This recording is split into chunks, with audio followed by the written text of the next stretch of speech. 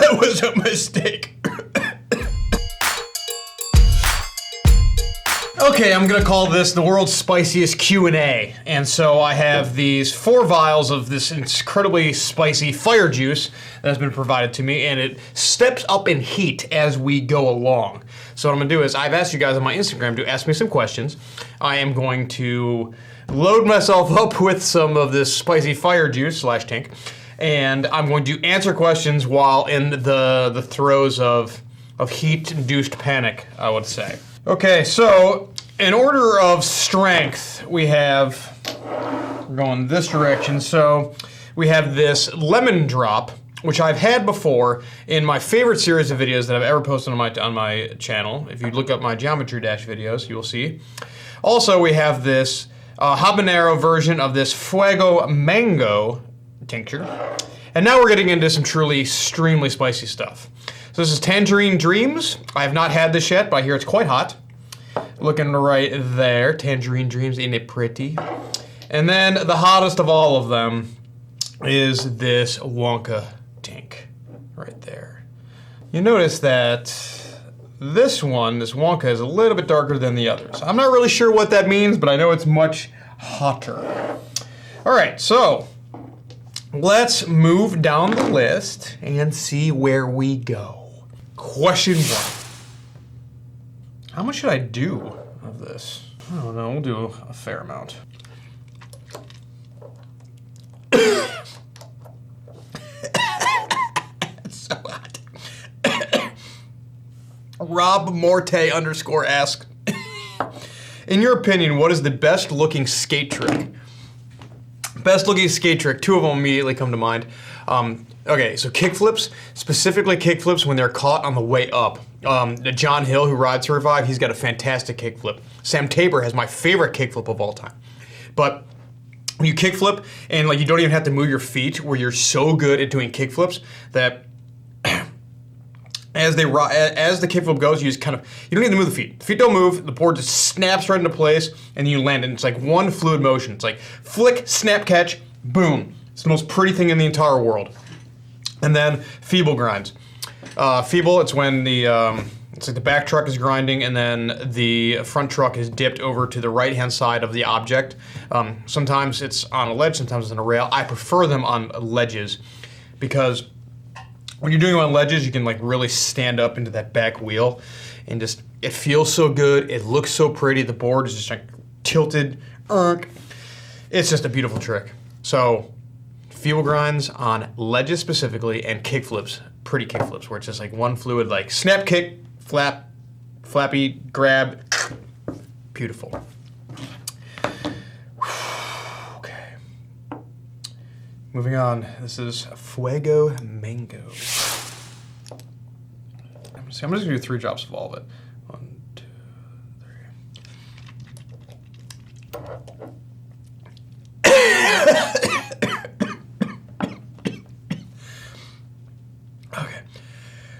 Hey, it's Mitchell Hood asks, how did you get into skateboarding? How did you get into skateboarding and eating spicy foods?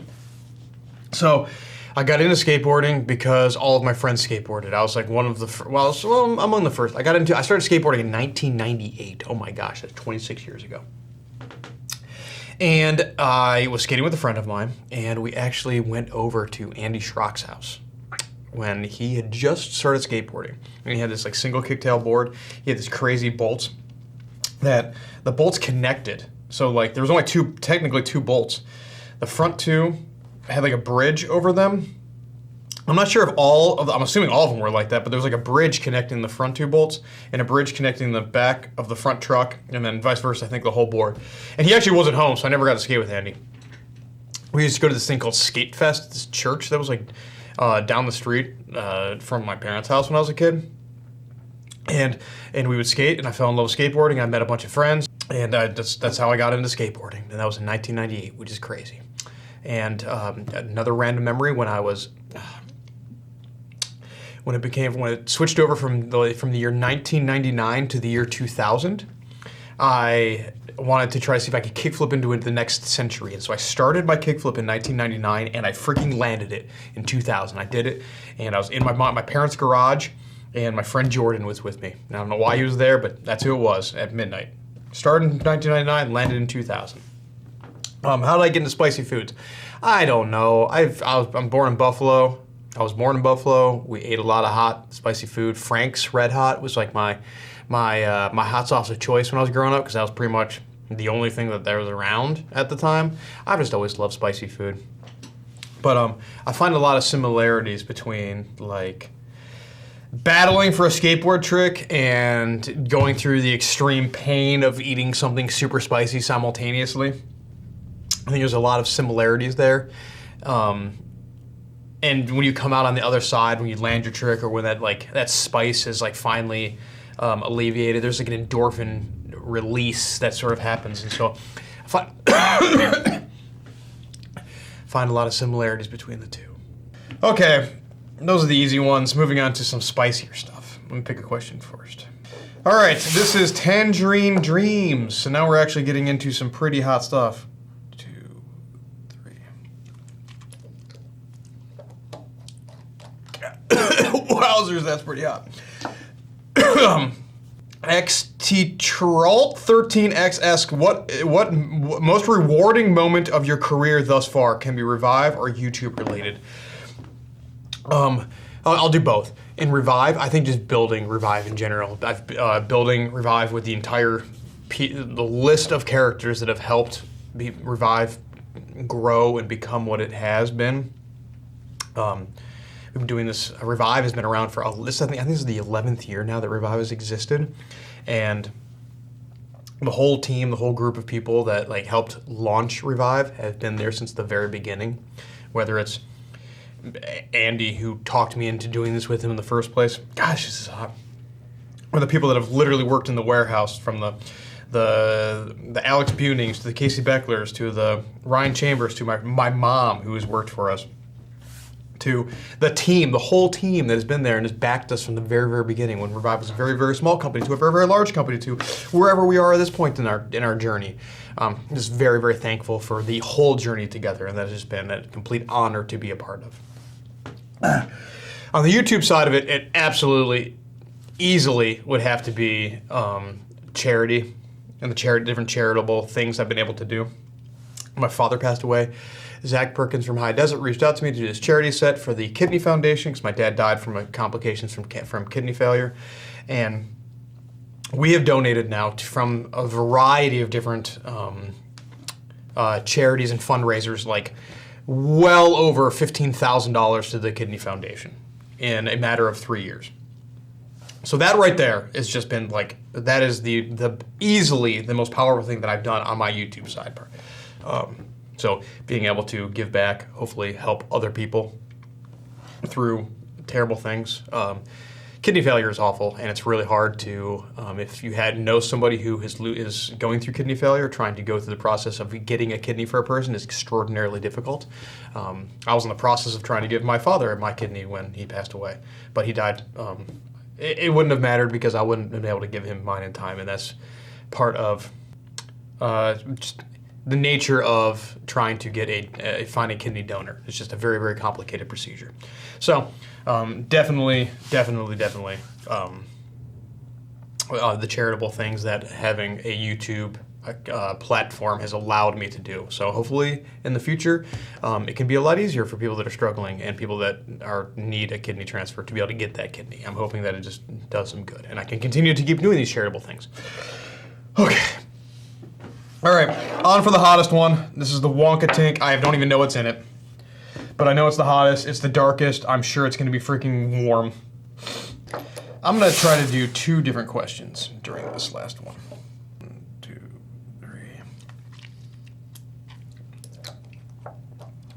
Oh, that was a mistake.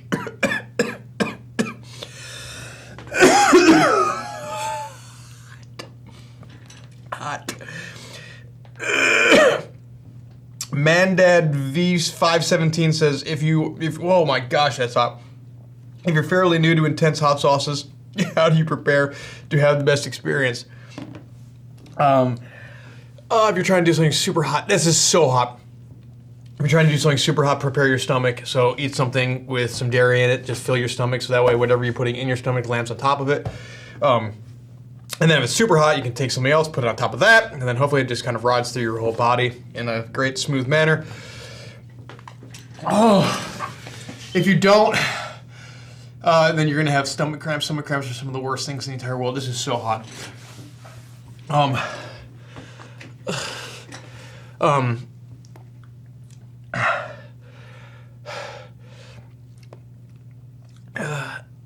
It's so hot.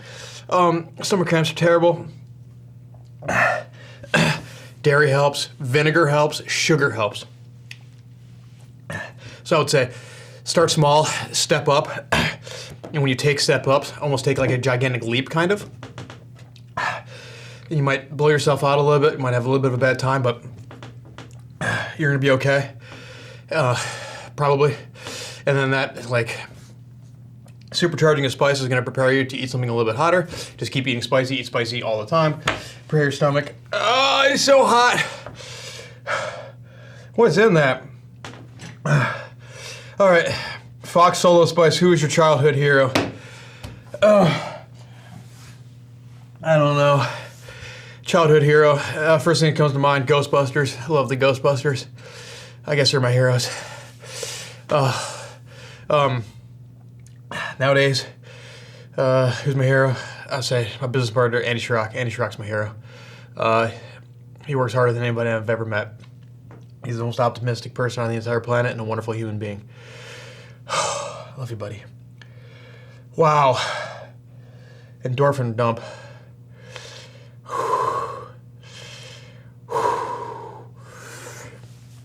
That Wonka tank is spicy.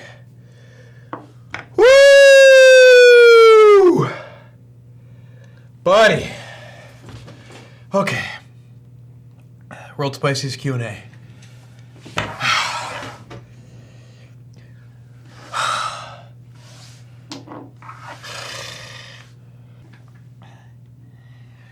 love you guys. We'll see you guys next. Hey, this is Brian Ames. Please click the subscribe button that you see right there, and you'll subscribe to my videos. From now on, I'm going to be eating a lot of peppers. It's going to, oh man, it's going to be great. Bye.